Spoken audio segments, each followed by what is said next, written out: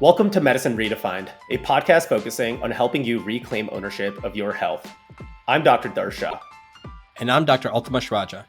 We're your hosts, here to challenge conventional practices and uncover the stories behind pioneers shaping the future of medicine.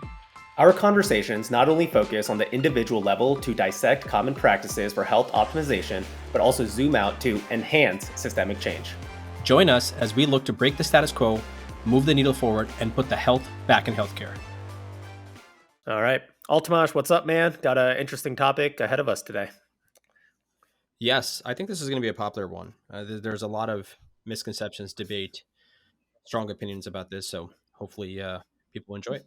Yeah, so we are going to be talking about Ramadan and essentially health during Ramadan. And, why don't we first start off with what Ramadan is? I'm sure people may have a basic understanding of maybe how long it is and, there's fasting involved, but give us a little bit more context of what Ramadan is, why it's celebrated, just so we can put even a little bit more context into what we'll be talking about.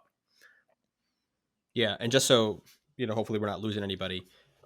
More than just Ramadan, right? It'll also be about fasted training, fasted cardio, all things of that nature. Of course, we're doing this because it currently is the month of Ramadan as we're recording it in mid-March. And so, that just, I think is only going to add because there are some nuances. But for those who are familiar or not familiar at this point, Ramadan is a holy month in Islam.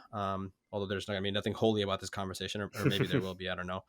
But it's, Muslims worldwide will celebrate this. It's typically a month long and it runs on a lunar calendar. And so what that means is the lunar calendar is 354 days a year as opposed to the solar calendar, 365. And so it shifts back every year by about 11 days, right? That's why it changes. Sometimes you'll see it in the summer, other times it's in the winter after a couple of years.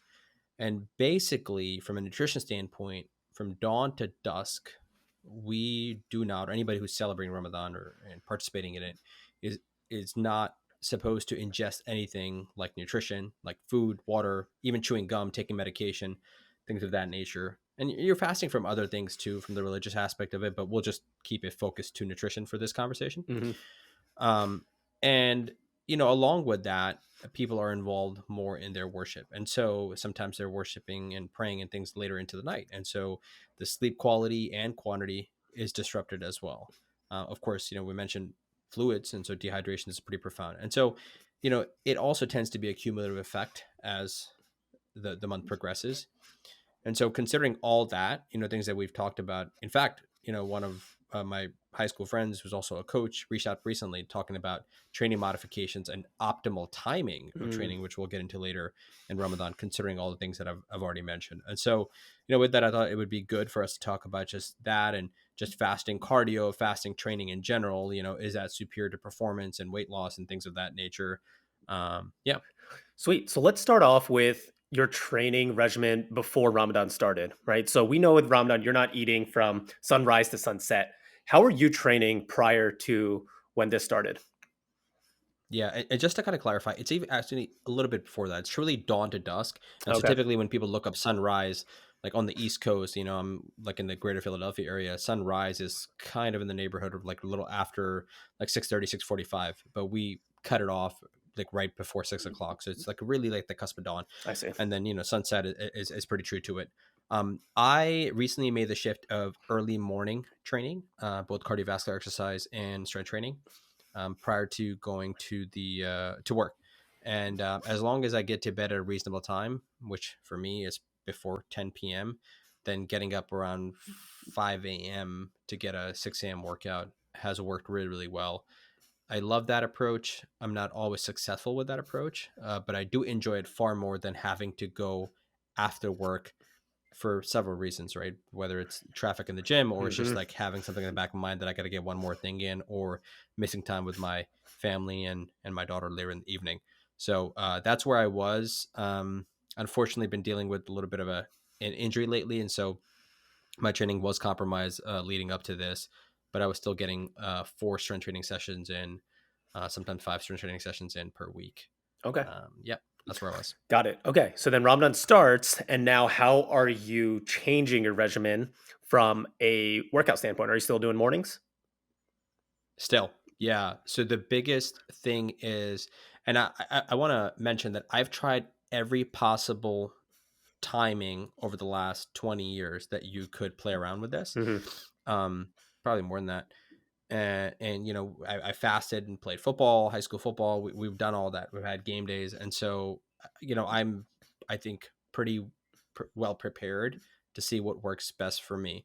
And so again, from a logistical standpoint, from a family standpoint, like I will finish eating and I'll go about 30 to 45 minutes afterwards. The key point, though, in terms of the adjustments that I've made, is not necessarily for the timing. The adjustments I've made is to the actual training regimen. And so volume has been cut drastically, right? Another thing that I was doing full body training sessions. That's kind of my preferred way to do it, quote unquote, more functional, Hmm. right?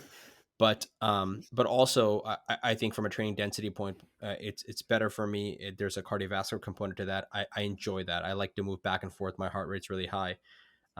What that causes, though, is a great amount of systemic fatigue. Hmm. I knew I cannot, I knew I couldn't afford that during Ramadan, because when you have that profound systemic fatigue, you'll get really, really thirsty and exhausted. And again, as I mentioned, sleep deprivation, right? So that's not going to be something that's going to work out well. And so the biggest modification is to go a shift from a full body training regimen for resistance training to an upper lower split, while also cutting back on the volume, both sets and reps, and even the intensity. So those are the big changes that I've made. But I'm still training 2 upper body days and 2 lower body days. Yeah, I can imagine, man, not having water during your workout. It's That's pretty rough for sure. Okay, so then what were your goals? I mean, did you have to change your goals when it came to cutting, building muscle strength, etc.? Yeah, that's a great question. I think you have to start with realistic expectations, considering if you're following it to the T, and also depends on what time of the year it is, right? So we're in the springtime now, and so the fasts are anywhere from 14 to 15 hours long, like toward the end of the month.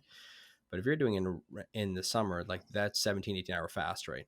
Uh, The water is the biggest thing. And so having expectations of trying to put on muscle mass when you're in a sleep deprived and probably a calorie deprived state, that's not going to work well. Can it happen? Sure. Will it happen? Probably not.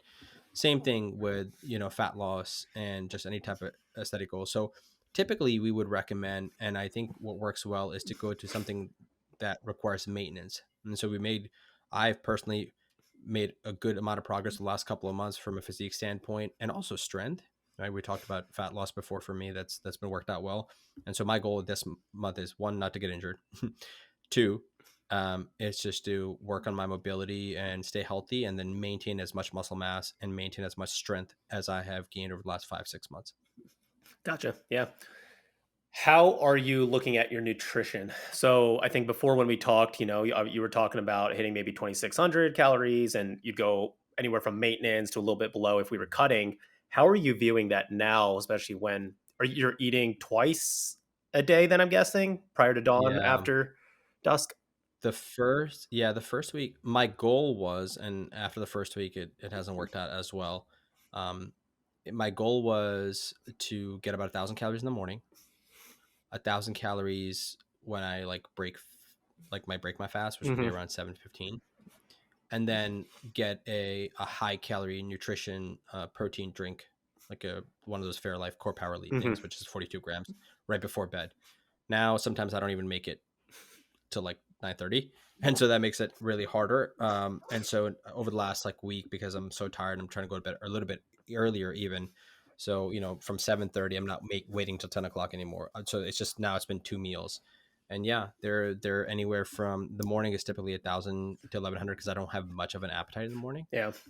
And so the evening is a larger calorie meal, so around anywhere from 1,100 to 1,300. And yeah, as a result, I am a little bit in a deficit, Hmm. but very close to where I was, which would be not much of a deficit, right? I Right. haven't remeasured my body fat and weight since over the last 2 weeks, but prior to going in, my maintenance calories daily were right around 2750. So if I'm around 2,400, I'm in a slight deficit at this point. Okay. And how much more important is it to pay attention to protein now? So yeah, not compromising on that. Hmm. So my number one macronutrient that I'm looking, and I'm pretty good with getting around 80 to 100 in the morning, and I have to use a lot more protein shakes to do that, just Yeah. because sitting down and eating clean. We've had Joe Farice come on recently. Sitting down and eating clean 1,000 calories is very challenging to do, but luckily with some oatmeal, dare I say, and the chocolate protein thing, like you can create that and add some calories there to throw some healthy fats in there. It's been really easy. Same thing in the evening.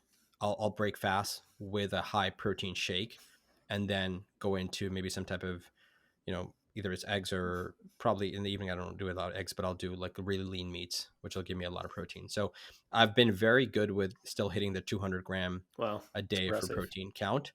And initially, because I wanted to spread that out, right? We recently talked about the study Hmm. about the 100 gram, but unfortunately, like right now, I don't have the luxury of trying to break that up into 4 or 5 servings, or sittings. So we're just doing it in two and a half, maybe something like Yeah, that. gotcha. Tell me the effects that you've noticed having those larger meals in the morning, also at night. How's it affected your sleep? How's it affected your energy during the day? Have you noticed anything? Yeah.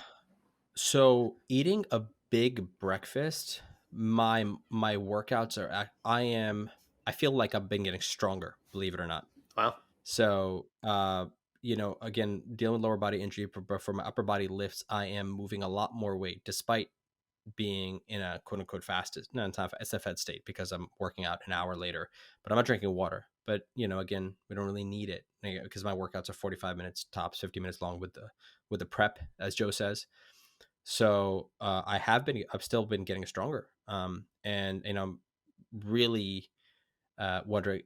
Actually, I'm not wondering, after some of the research that I'm going to share with you later on, that increase in performance is a direct correlation and causation, as the evidence would suggest, from having adequate amount of carbohydrates to fuel my performance. So that has been really awesome, and I'm wondering if I'm going to continue with that. So we'll talk a little bit about that later.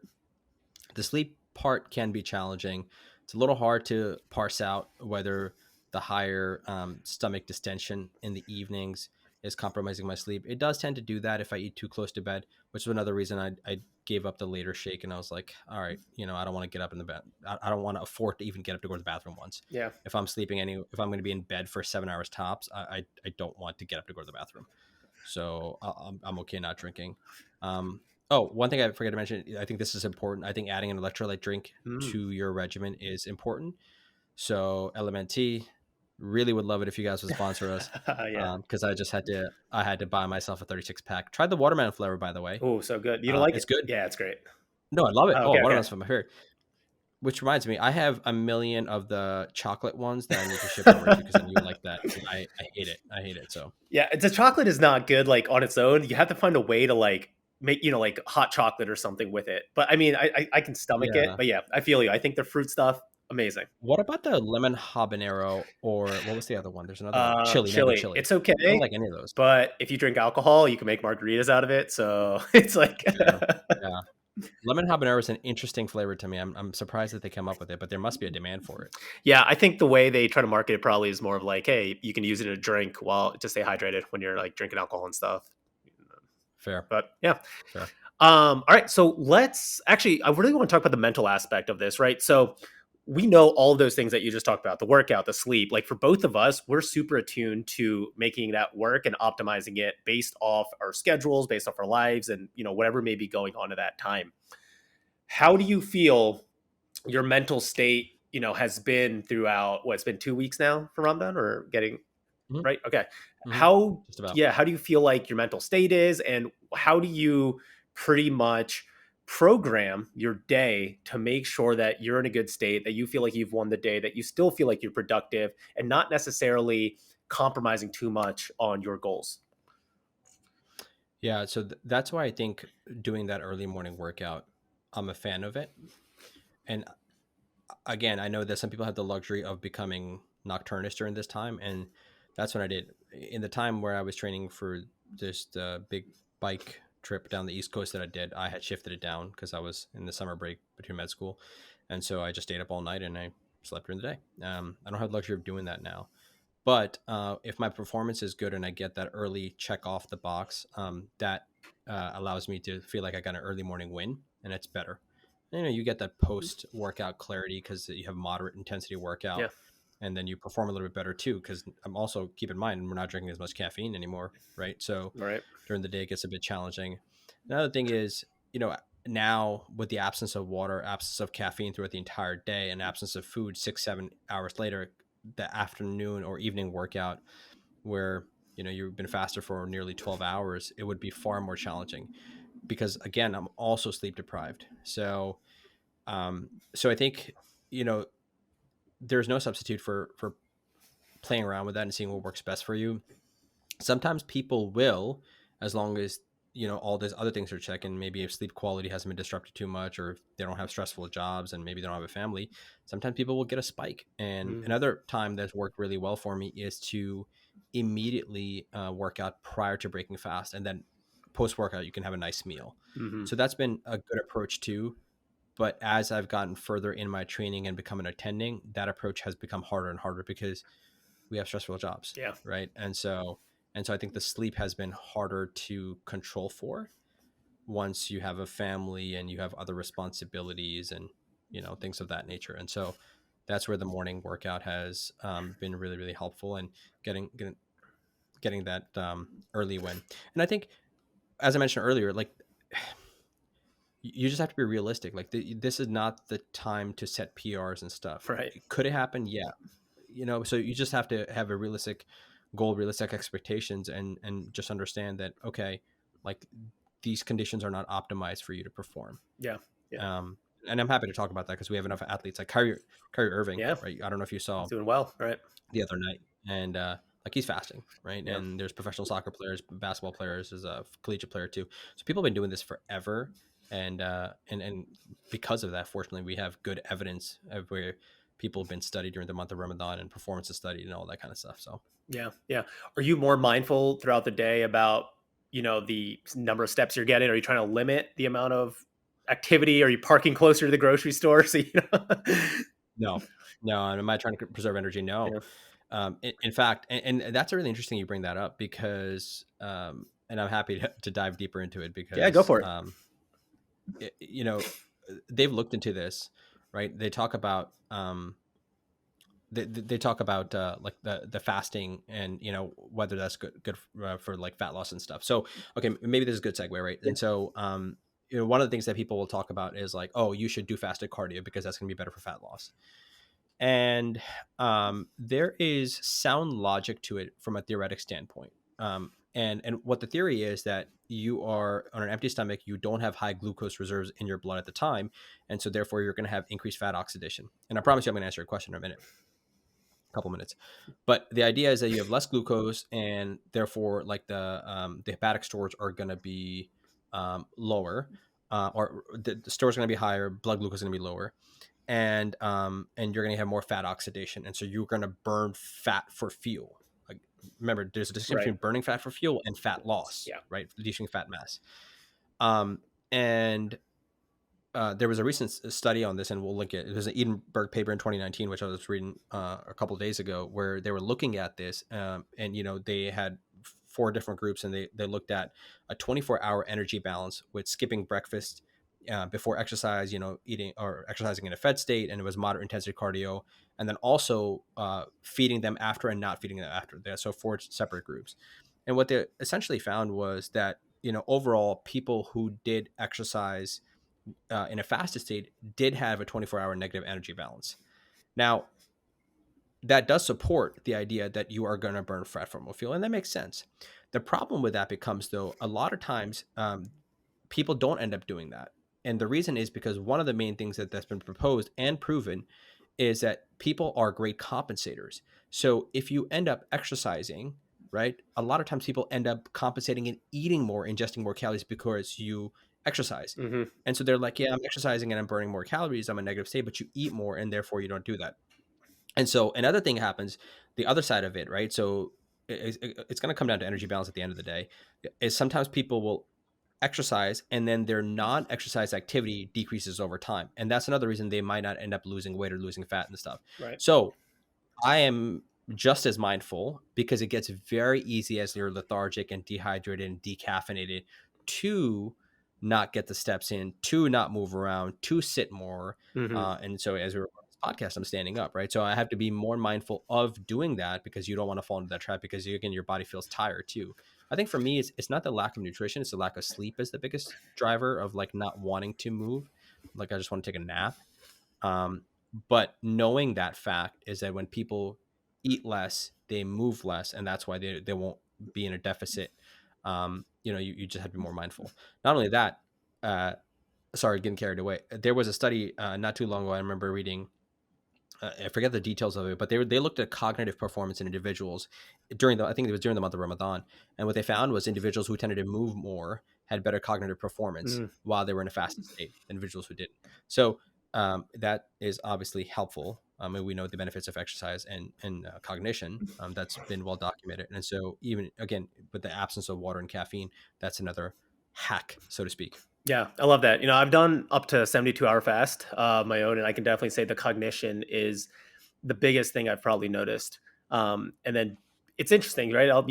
Let's talk about fasted cardio versus fasted weightlifting. If you want to go into some of that, I think it's a good transition, and then I can talk about my experience too a little bit on that. Yeah, yeah. So I think the best recent study that I've come across is this Edinburgh paper, just because they looked at, and I already kind of gave the punchline away for this, which it did prove that. And again, this is not the only study. There's a couple of papers in there, and I think this is probably the best study for people to start with, and they can look at some of the references. But we do have good evidence suggesting that fasting because of increased fat oxidation is going to help. The problem is most of these studies are going to be short-term studies. So I think this might have been a 4-week study that they're looking at. I think they have studies I'm familiar with. Another one doesn't come to mind right now. There was an 8-week study that showed a very similar result, which was a crossover study. And so uh, this something to keep in mind is that might be beneficial, but one thing that we've talked about with prior guests, we've talked about consistency is the biggest thing when it comes to fat loss, fat mass loss, and weight loss over time. We've talked about this before, right? Losing weight isn't usually the problem in this country, in this world. It's Getting it. maintaining those losses over time. And so, is it going to be sustainable? Because after any amount of time, people can offset and make the energy balance neutral or positive for some of the things that I mentioned earlier by decreasing your NEAT. Excuse me, yeah, by decreasing your Hmm. NEAT, right, non-exercise activity thermogenesis, Hmm. or by increasing the compensatory eating strategies. So whatever it might be on a later day. So it has to be a sustainable strategy long term. Um, and then the other piece of it is like some people just feel better training in a fasted state. Right. And now we could dive into the psychology of that, right? The performance. Are you feeling better because you feel like you're doing something like that versus are you actually feeling Mm. better? So that's a different can of worms. We won't open that. But I think ultimately it comes down to the practicality of it that, is this sustainable at all? And then last thing that I'll leave you with is you also have to identify which master are you serving. What I mean by that is if we're talking about weight loss and fat loss, sure, you may have increased fat oxidation and that may help you burn more fat for fuel.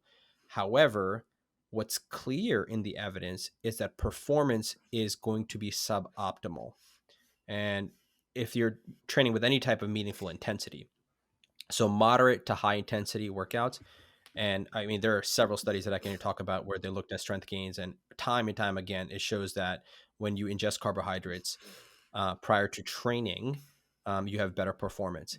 And so one could argue that if your performance is optimal and you're working hard in the gym, you're building more muscle, you're creating a greater metabolic sink, right? And we know the muscle, as we talked about organ longevity, helps you even burn more fat Hmm. because you have a greater basal metabolic rate. And so, as you can see, it gets very complex. Yeah.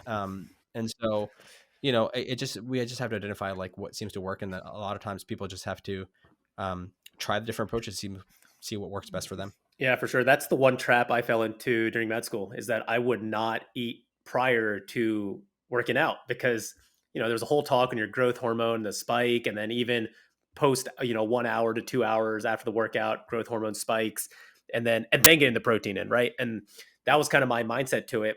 And I was not making any gains until I really flipped that around, started eating pre and post workout, seeing that performance go up, seeing the strength gains go up, and just overall feeling much better.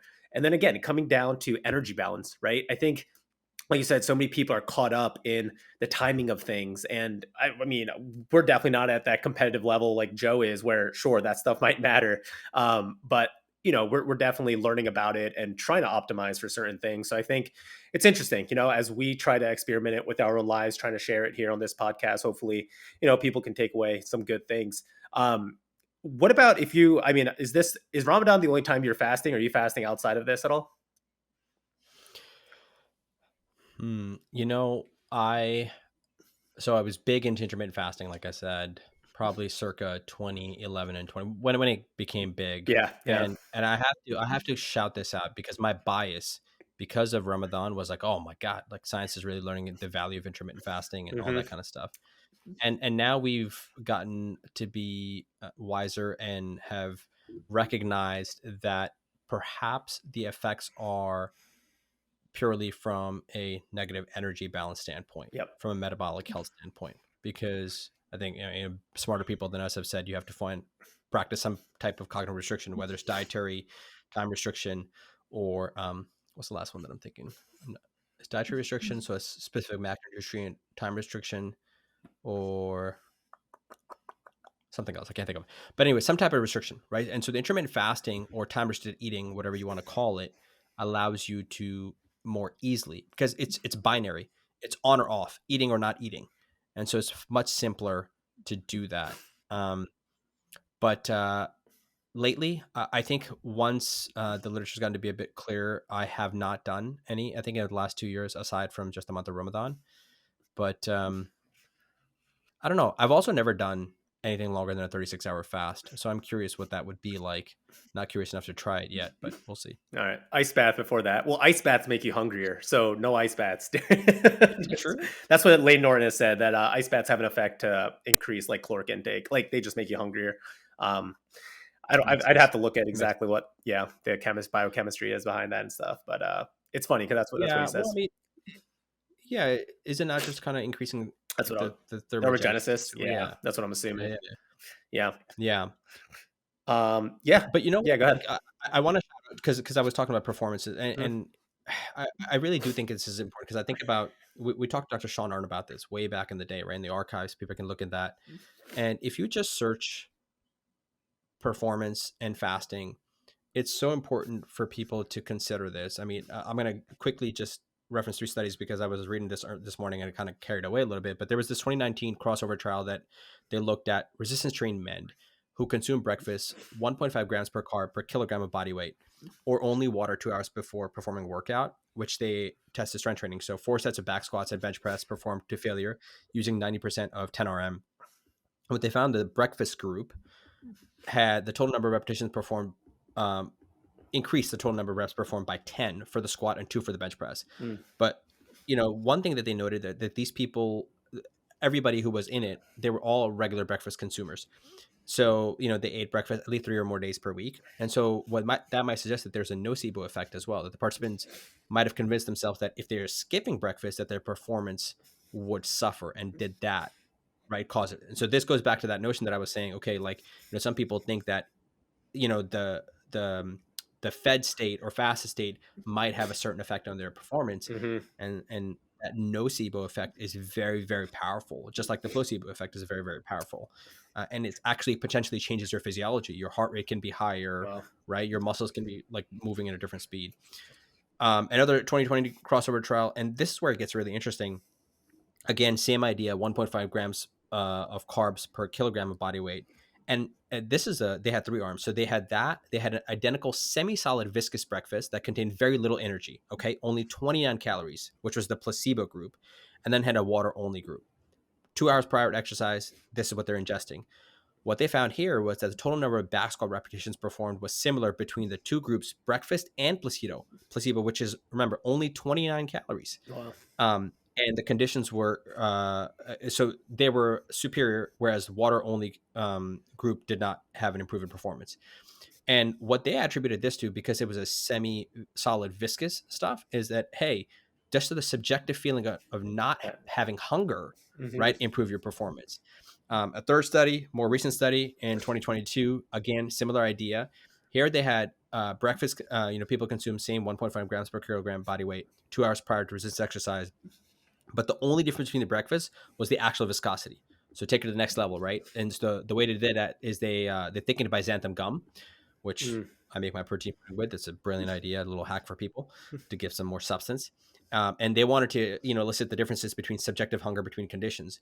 And here, the total number of back squat reps was greater in the thickened breakfast condition, so 57 versus 51 reps. Oh. Again, hunger was lower, and maybe suggest that performance was a little bit better. So in combination, I think like these three studies and tons other one that people can easily find in PubMed suggest that, hey, just even the subjective experience of feeling hungry versus not hungry can really add, have a positive effect on your performance. But we know that there's physiological other reasons as well. We talked a little bit about having glucose in your blood, how that uses as fuel, and what that might mean as well. But that's, I feel like, talked about a lot.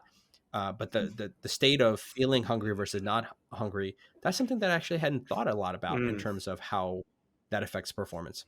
I had a friend in med school who could not have optimal performance unless he ate before weightlifting. Like he just couldn't. It would just, like you said, something in his brain would just go, and he wouldn't be able to. So he had to have a heavy Yeah. meal before weightlifting. But this is interesting, Yeah. man. I think both of us we used to be chronic fasters. 6-7 years ago, we both changed our minds on it. I will still be a regular faster here and there. I still probably do about 24-hour once a week. I've decreased that a little bit, but I'll go up to a 72. But the main thing I want to tell people is, don't you have to know your reason for fasting, right? If you're fasting for fat loss and for health and nutrition, and you think that's healthy, you have to master the basics first. So master the calorie counting first. Master what it is like to be at your maintenance calories. Because I just see too many people go on opposite ends of the spectrum. They're fasting one day, the next day they're hypercaloric, and so they're kind of just Mhm. swinging back and forth. So primarily for me, when I fast, it's really from a discipline meditation standpoint. It's more from a cognition standpoint and testing myself and saying, hey, I know I'm going to get hungry. How do I go back to the primitive days, essentially, if there's no food around? And so I really use it as a mental toughness test for me, rather than more of a nutrition standpoint. And that seems to work well. I think when you are fasting, for me, what helps is getting as many steps in. I'll go for a quick run, go for a quick 3,000 step walk, and those hunger pangs start to go away. I'll also make sure to try to get more of those weightlifting sessions in, just to preserve as much strength, muscle mass during that time. Who knows how much of a real difference it's going to make? I haven't really looked at the research. I know Peter Attia talks about doing that. But yeah, just some tips there for people who think about fasted cardio and just fasting in general. By the way, did you see that headline that came out a couple days ago about the increased heart risk from 8-hour time restricted eating? It might have come across my social media feed, but I did not click on it. What you want to Yeah, tell no, I me? mean, What? I barely looked at it. It wasn't even peer reviewed. I think it was just like pure observation from people saying like, "Hey, if you're a faster, you have increased cardiovascular risk." And a lot of influencers right now are like, "Hey, don't bother with this. It's not even a real study. There's not even peer reviewed. There's nothing in here about it." I didn't even bother really looking at it, but just letting people know in case they're freaking out. It's just interesting about the Yeah, the, the timing of it and things. isn't that anybody who sleeps 8 hours? Because my Yeah, daughter is a yeah dude, she's yeah. at Should I be risk. worried about her? Yeah. Yeah, yeah. I didn't even Um, really look at it. So I really like that you said that. I think ultimately, yeah, it's really important to understand your reasons for doing really anything, right. but especially this stuff because, and then also experimentation. There's no Right, better way right. to figure out what seems to work best for you. Whether it's in Ramadan or it's not, whether it's any other time of the year, and why you're doing that. And ultimately, you have to test it. You have to objectively monitor it and track it, and then figure out. Ideally, you also figure out the reasons for your training. Like if you're doing it for performance, I think the evidence is pretty clear. But listen, you might be the exception to the rule. That could be true. One thing we didn't touch on is, and I won't spend it because I'm gonna link Lane Norton's had a post on this because this is one of the ideas I want to talk about. This is because some schmuck went on, and I think he as he blasts people as he always does. This person said that fasting was superior for muscle building, or eating training in a fed state was causing more muscle loss, some version of that.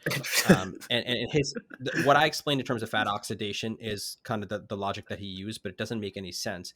Elaine did a good job kind of explaining how Yeah. muscle protein synthesis is maximized in your fed state, and All right. linked a couple of studies with that. And so that's in a nutshell. And so again, that's we're not going to spend too much time, right? If you have adequate amino acid reserves, you're going to build more protein. So like we'll just leave it at that. That's not a shocking thing. Yeah. Yeah. But I'm gonna spend too much time here, but I'm gonna link this one study because this is a question my friend had about training times in Ramadan and how that affects it. Recent study, 2023 done, first author Tricky, that looked at last name is Tricky, the timing in Ramadan and its effect on muscle. Again, similar of everything that we talked about. The two different groups. The fed state was in the morning. The fasted state was like 8 hours later if they hadn't eaten anything, and same differences in terms of how much weight they lost, body fat they lost, but the performance in terms of increase, like objectively deadlift, and I think even the squat that it was, the 1 RM for the deadlift and squat increase in the fed group. So again, fed state Mm, performance is going better despite sleep quality being worse in both, and despite also both of them losing body weight and body fat. So interesting that you're getting leaner, right? No changes in lean body mass. So you're losing body fat, you're getting leaner, but you're mm, getting stronger at the same time. right. Considering all things that we talked about, and this is now my lived experience, as you already asked me.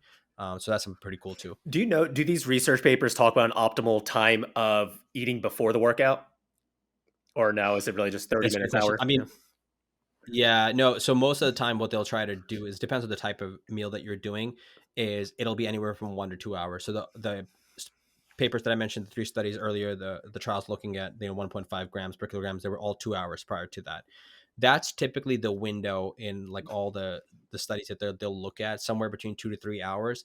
Um, but people, it also depends on the type of exercise you're doing. If you're Mhm. doing a cardiovascular intensive exercise and you're going to be running, you don't want a lot of heavy GI load. Right. And so that's where it matters. But typically, in any of these laboratory studies, and in the laboratory study of Dr. Arndt that we did, you would not keep it under the 1 hour period. It just wouldn't. Gotcha. But it's going to be, as Joe said, eat for what you're going to do, not for what you've done, right? So it Right. really matters. I like that. That's definitely one thing I'm going to take away from this episode is paying more attention to at least that fed state and prior to the workout. Cool, man. Hey, I think we should end this. Do you have any like high level tips for people going through Ramadan um, when it comes to just the things you've learned? Obviously we know context matters. People are going to have specific goals, but what do you think are kind of the overarching principles that people really should take away? I think biggest thing is prioritize what is super important to you about this month, and if that, whatever that means, and just understand that maybe this might not be the month, like I said, to hit PRs, and be okay with taking a month. The other interesting thing, one thing is people would be amazed how little volume is actually required to maintain strength. And True. and how you could cut it by 50% and still maintain Yep. muscle and strength and be able to do that. Of course, it's going to vary individual to individual, so don't freak out about that. This was important for me until I had to dive into literature, because I was like, oh my god, my training's going to go down, and all Yeah. my gains. So that's a big one. Your sleep's going to be compromised, so try to get that wherever you can. And again, it's going to be trial experimentation. If you are serious about your training and nutrition, figure out what protocol works best for you. Use some of the strategies I mentioned in terms of electrolyte drinks, because that's going to hold on to water. So a lot of times people will just drink tons of water or tons of coffee, it becomes a diuretic, and they're Mhm. not holding on because they're not using the electrolytes with that. I mean, you can make your own electrolyte, but those would be the It's three, true. four things I would say. True. I like it. Well, dude, I'm enlightened. I would consider this a holy discussion and appreciate you sharing your experience, man. Thank you. Awesome, dude.